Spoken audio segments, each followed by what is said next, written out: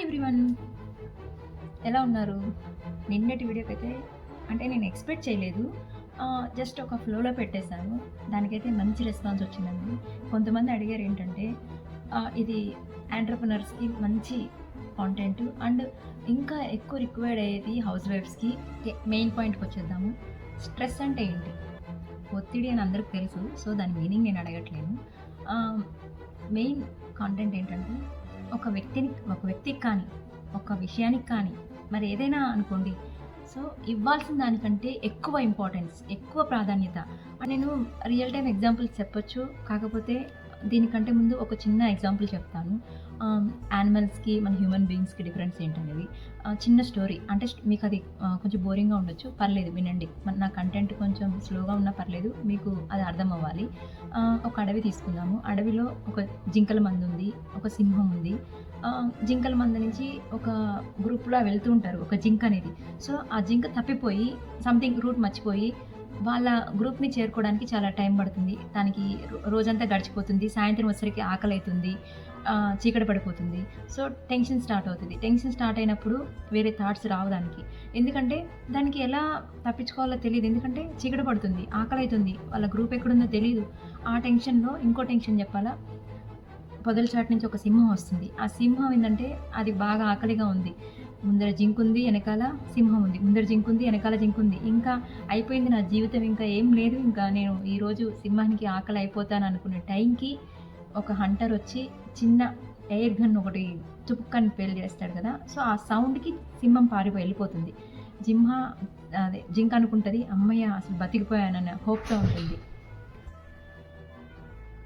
అది జింక కాబట్టి ఏం జరిగింది? ఓకే. తప్పించుకున్నాను. నిదానంగా రూట్ తెలుసుకొని వాళ్ళ గ్రూప్‌లో జాయిన్ అయిపోయింది.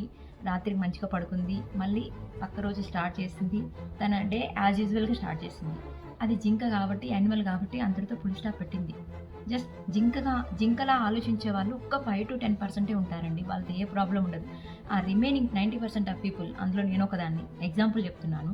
ఎగ్జాంపుల్ కాదు. నేనైతే రియల్ ఎగ్జాంపుల్. సో, ఆ 90% ఆఫ్ ద పీపుల్ ఎలా ఆలోచిస్తారు చెప్పాలా? ఇప్పుడు నేనైతే ఎలా ఆలోచిస్తానా?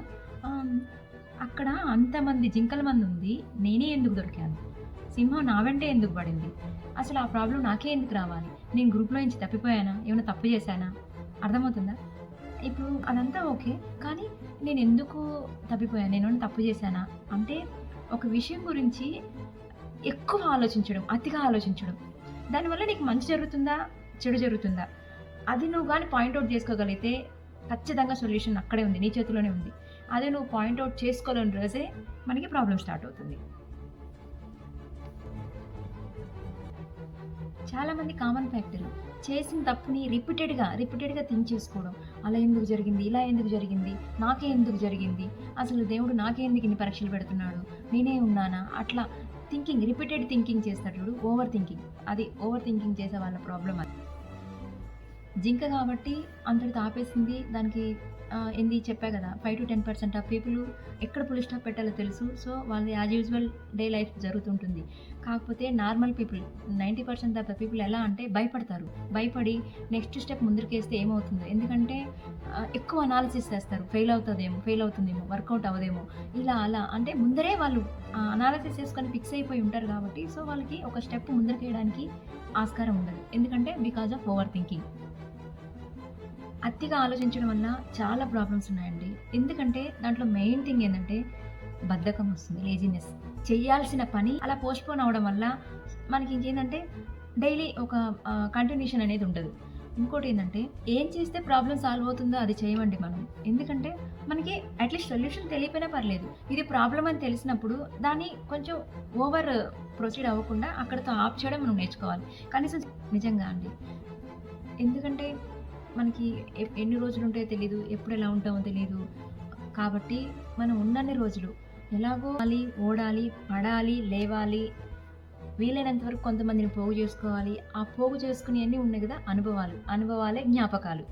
జ్ఞాపకాలంటే చెప్పా గదా! జ్ఞాపకాలనే మనం కథలుగా చెప్పుకుంటాము. ఇప్పుడు మనం ప్రీవియస్‌లో అమ్మమ్మ వాళ్ళ ఊర్లో ఇట్లా, నానమ్మ వాళ్ళ ఊర్లో ఇలా. రేపు మన పిల్లలు మనల్ని ఒక జ్ఞాపకాలుగా చెప్పుకోవాలి. అలా చెప్పుకోవాలంటే కొంచెం మంచి గాని, చెడు గాని ఎవరినో ఒకరిని ఫోకస్డ్‌గా నమ్మండి. మీకెవ్వరు లేరంటే గూడా మనల్ని ఫస్ట్ మనం నమ్ముకోవాలి. మనం నమ్ముకున్న తర్వాతే పక్కన వాళ్ళని మనం నమ్మడం స్టార్ట్ చేస్తాం. ఏదైనా కూడా ఫస్ట్ మనలో స్టార్ట్ అవుతుంది. మీలో స్టార్ట్ చేసి చూడండి. ఖచ్చితంగా ఇది వర్కౌట్ అవుతుంది. మీరు అంటే ఫస్ట్ మన మీద ఒక నమ్మకం ఉండదు మనకి. ఇది చేయగలనా లేదా అని. నేనేమంటున్నానంటే పెద్దది అంటే ఎక్కువ ఖర్చయ్యే దాంతో స్టార్ట్ చేయకండి. బేసిక్‌గా ఏదైనా చిన్న పని మీరు అసలు ఇంతకుముందు ఊహించుకోకుండా ఉంటారు కదా! ఏదైనా పని ఇది నేను చేయలేనని. అలాంటి వాటిలో ఏదైనా చిన్నది సెలెక్ట్ చేసుకోండి. ఈ పని అవుతుందా నా వల్ల అని. అది చూజ్ చేసుకొని ఆ పని మీ వల్ల అవుతుంది అంటే మీకు ఒక అక్కడే స్టార్ట్ అవుతుంది. ఓకే. నేను చేయగలను అని. నేను చేయగలను అయితే నువ్వు ఎప్పుడైతే అనుకుంటావో అదే నీ బెస్ట్ సక్సెస్. దాన్ని చూసుకొని నువ్వు ముందుకు చాలా స్టెప్స్ ఎయొచ్చు. చిన్న చిన్న అనుభవాలు ఇవన్నీ. సో, మీరందరూ కూడా అంటే నేను ఫాలో అయినట్టు కాదు. మీకు నచ్చిన వేలో. ఇప్పుడు అదే అందరూ ఇదే వేలో ఎళ్ళాలని కాదు. మీకు నచ్చిన వేలో. కాకపోతే ప్రాసెస్ అయితే ఇదే. మీ వేలో ఎళ్లి కొంచెం ఆ స్ట్రెస్ నుంచి ఓవర్‌కమ్ అయ్యి ఉన్న డేస్‌ని హ్యాపీగా ఎంజాయ్ చేస్తారని నేను అనుకుంటున్నా. సో, స్టార్ట్ చేస్తారా? All the best.